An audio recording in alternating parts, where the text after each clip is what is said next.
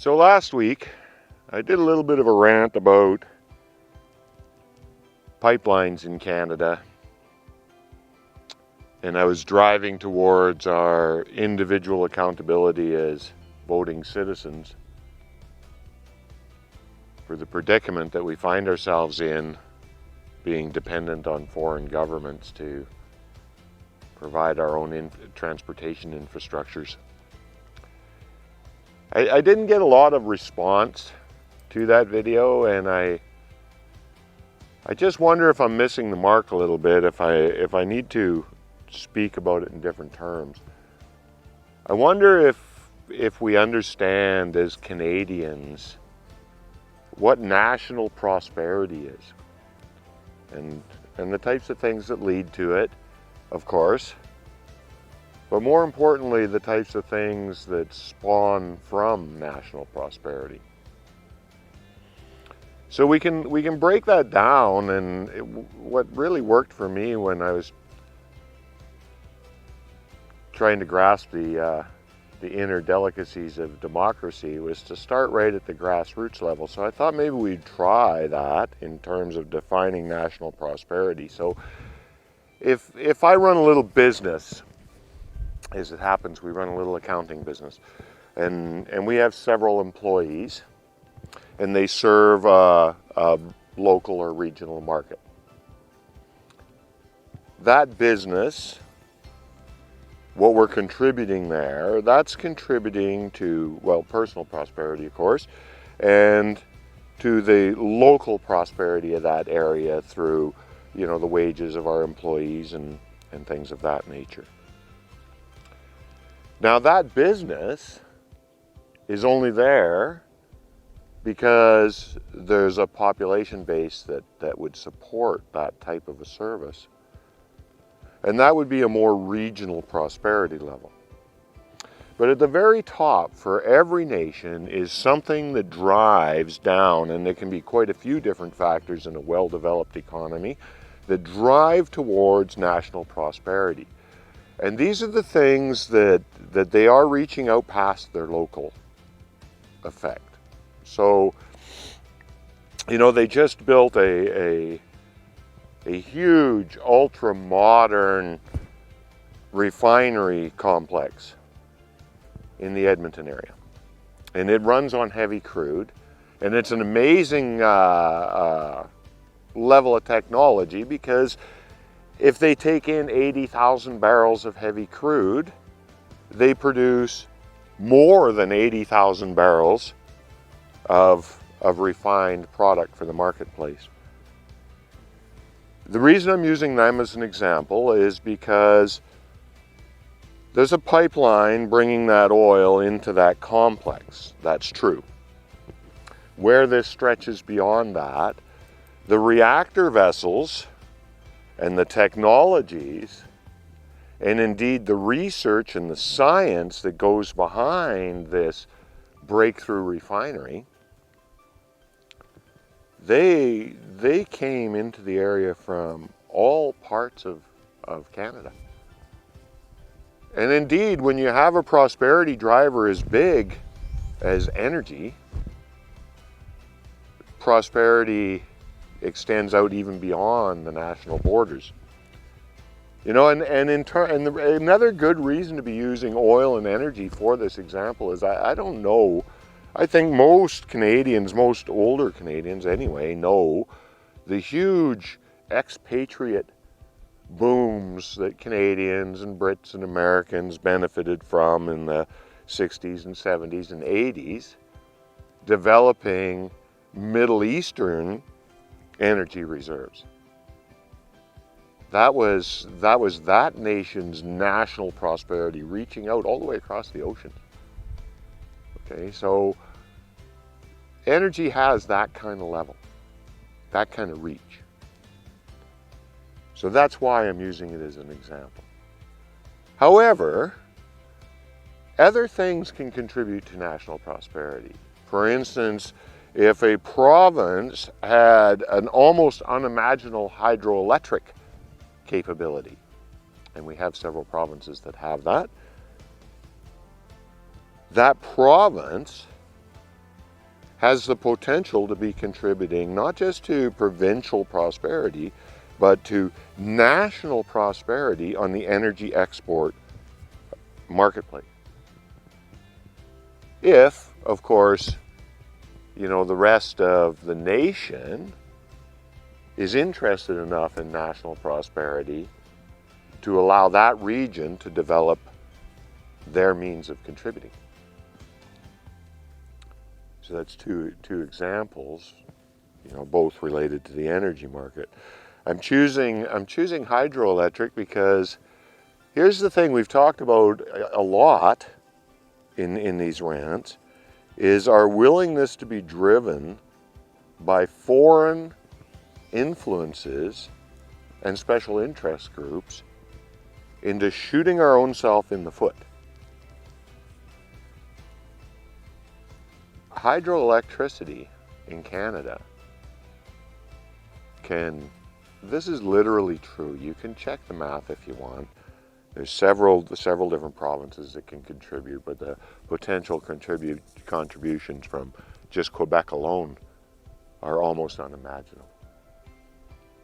We could be an entirely green power nation. We could do a lot to making all of North America a green power nation. And we can offset a lot of heavy hydrocarbon and carbon burning with our immense natural gas reserves as well. We can do all those things.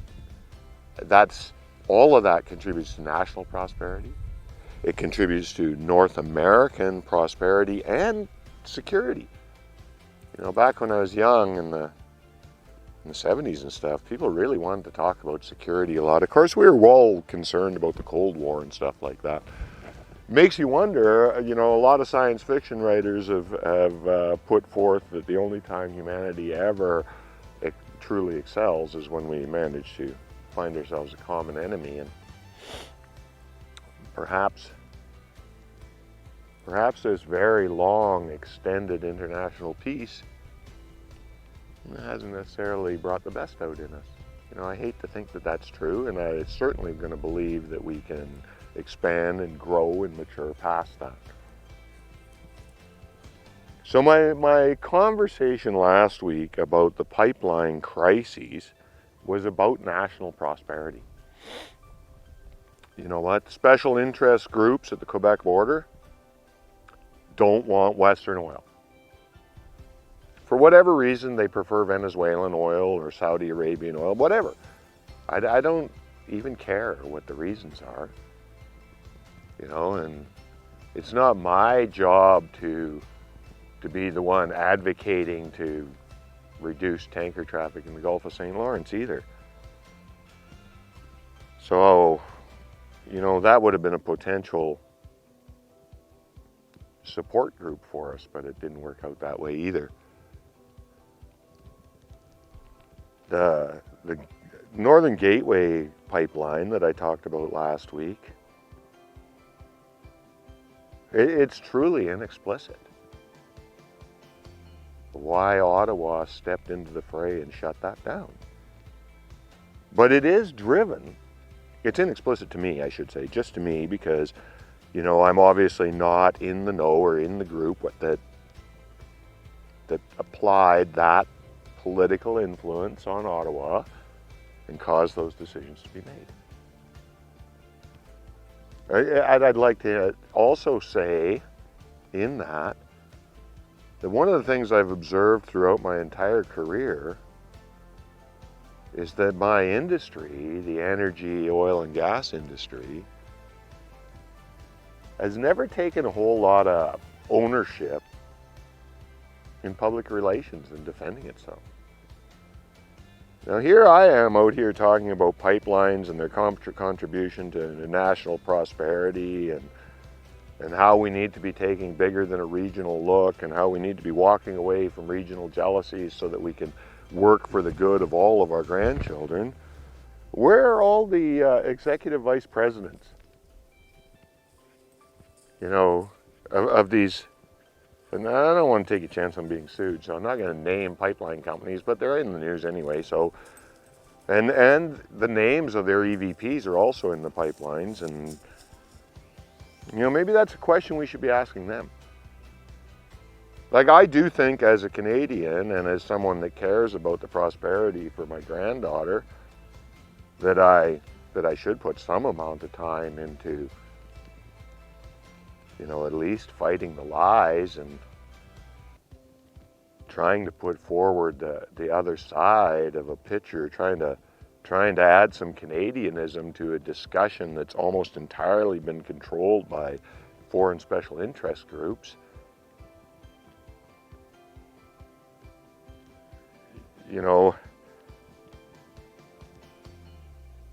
I have to also expect that I've asked this my whole life. I worked in this industry my whole life, and I've asked this my whole life.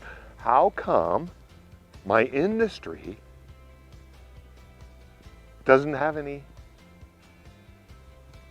kind of a, they donate to local charities and they do this and that, but there's never been a real national program supporting what we do and educating the general population into the understanding of our contributions to national prosperity.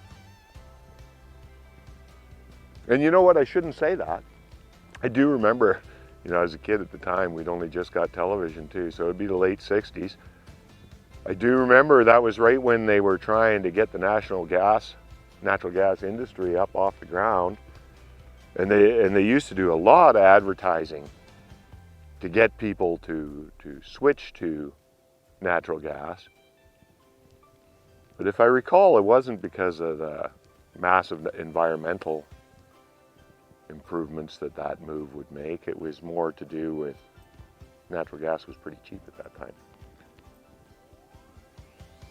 So when they had an interest in signing up consumers, they also had an interest in a public relations campaign.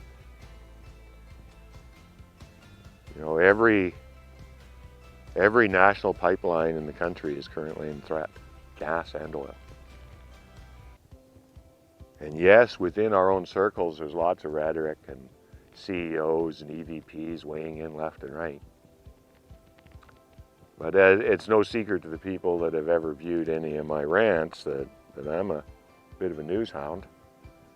And on any given day, I can pretty much tell you what's on every major network and national networks, from the BBC, the CBC, the NBC,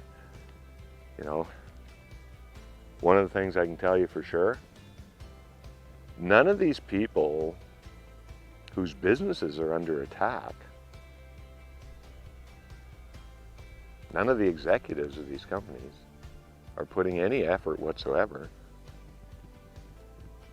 I was going to say into defending us, but they're not defending themselves either. And I suppose if you're $1 million plus a year VP or EVP, you know what? You've lost sight of the general prosperity for the country. But it is still a bragging point that, you should be putting stripes on your forehead or something for if you're contributing to the national prosperity.